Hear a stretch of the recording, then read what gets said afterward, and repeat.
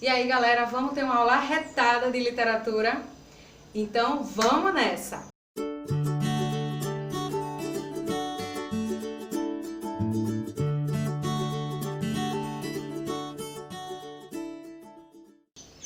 É isso aí, gente.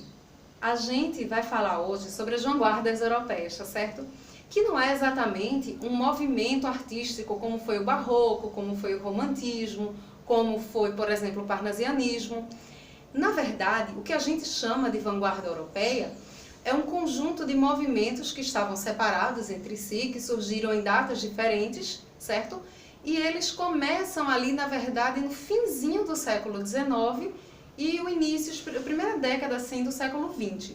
E qual é o conceito dessas vanguardas? Bem, se a gente pensar direitinho, vanguarda é uma palavra que vem do francês, avant-garde, que é a infantaria, é a linha de frente das batalhas. Bom, a gente não estava exatamente vivendo uma batalha nesse tempo, mas no final do século XIX, no início do século XX, a gente estava vivendo ali os efeitos da Revolução Industrial que tinha acontecido, né, a segunda Revolução Industrial ali na segunda metade do século XIX. Então, a gente vai ter uma efervescência muito grande, um apelo tecnológico, as pessoas indo para as cidades e tudo mais. E isso vai se refletir de uma certa forma na arte, porque a arte ela tem que lidar com essas informações que a vida concreta dá. E de que maneira isso vai acontecer? Bem, antes da gente ver de que maneira exatamente isso vai acontecer e quais são essas vanguardas, a gente tem que pensar um pouco em como era o mundo do final do século XIX e início do século XX. A gente vai ter a invenção do avião, a gente vai ter o cinema, a gente vai ter o telefone, que para nós hoje no século XXI, para quem nasceu no fim do século XX, parece bobagem. Ah, o avião, daí você pega um avião, você vai para um canto, vai para outro, você pega o telefone e liga, quer dizer, ninguém liga mais, né? É só telemarketing. Agora a gente manda zap, por aí vai. Mas naquele tempo era muito tecnológico. Naquele tempo foi uma revolução da comunicação muito grande. E isso impactou a vida das pessoas. Mudou a forma como as pessoas interagiam entre si. E os artistas, que antes tinham uma influência muito clássica, né? Eles agora sentiam que precisavam de uma linguagem diferente. E é isso que a gente vai ver com a proposta dessas vanguardas. Então a gente vai ter uma sociedade ou partes da sociedade que vão sentir necessidade de se comunicar artisticamente de uma forma distinta, através do que a gente agora, né, depois, vai chamar de vanguarda europeia. E a gente vai ver algumas dessas vanguardas nesse vídeo e no seguinte a gente vê o restante, combinado? Quais são essas vanguardas? A gente vai ter o expressionismo, o impressionismo, o cubismo, o futurismo, o dadaísmo e o surrealismo, certo? Cada uma trazendo uma proposta distinta. Vamos começar com o expressionismo. Ele surgiu na Alemanha em meados ali de 1910. Mas assim, a gente não tem na Alemanha os nossos grandes representantes do expressionismo. A gente vai ver os quadros mais famosos sendo pintados por Gauguin, Munch, Cézanne e Van Gogh. Algumas pessoas botam Van Gogh como um pouco impressionista e tal, mas eu vou colocar ele junto dos expressionistas, combinado? Então, eles não estavam se importando com os conceitos que até o século XIX eles eram a regra, que era o conceito do belo, do feio, do agradável, do bonito. O expressionismo ele vai lidar com outras informações. Ele vai partir principalmente da subjetividade do artista.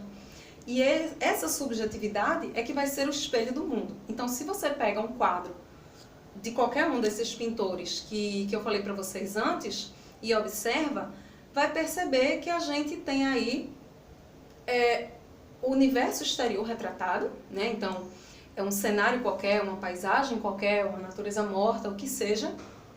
Porém, eles não vão mais precisar retratar aquele quadro da maneira que qualquer pessoa pode ver. Como a gente viu essa proposta lá no realismo. Se você quiser, pode ver um quadro do Courbet, etc. Mas eles vão, sim, se preocupar em trazer a subjetividade deles para o cenário que eles vão retratar.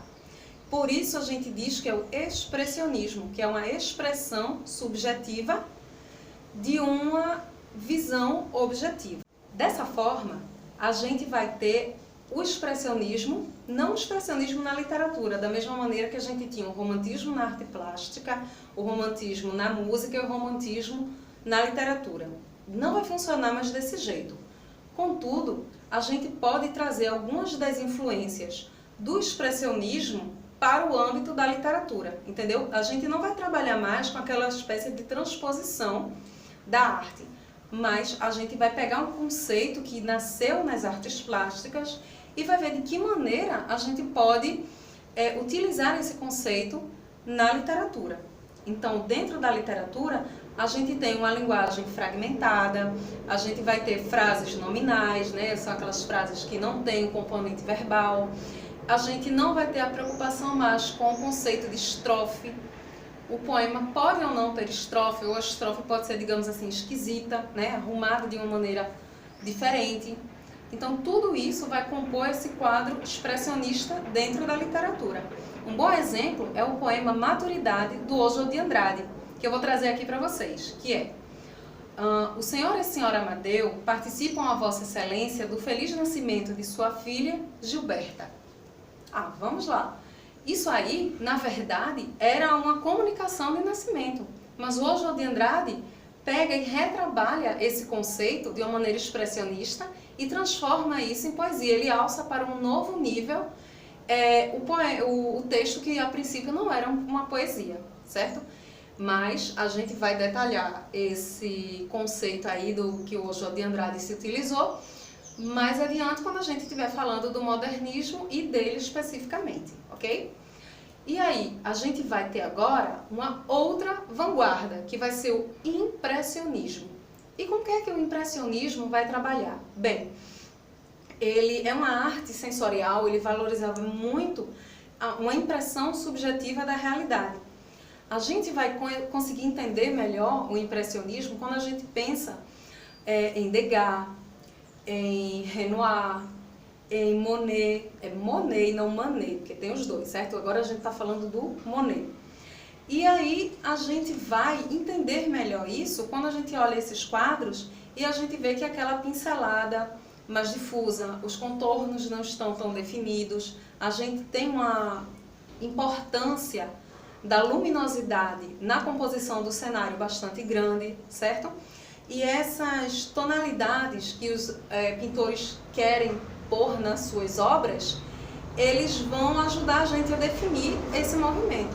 Porque quando você pega um quadro do Renoir, por exemplo, você vê que o cenário também só pode ser apreendido de longe. Então, se você estiver muito próximo ao objeto, você já não vai identificar muito bem o que tem ali pintado, porque os contornos não estão tão definidos, as cores estão misturadas, vários matizes diferentes, porque essa era a proposta daquele estilo, certo?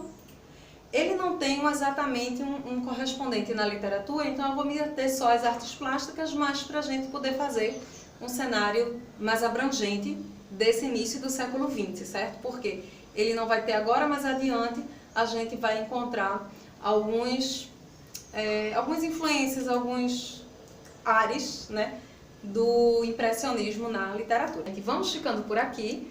A nossa aula de vanguardas é essa, tá certo? E não esquece de acompanhar as próximas que vão ser postadas a seguir, tá certo? Tchau!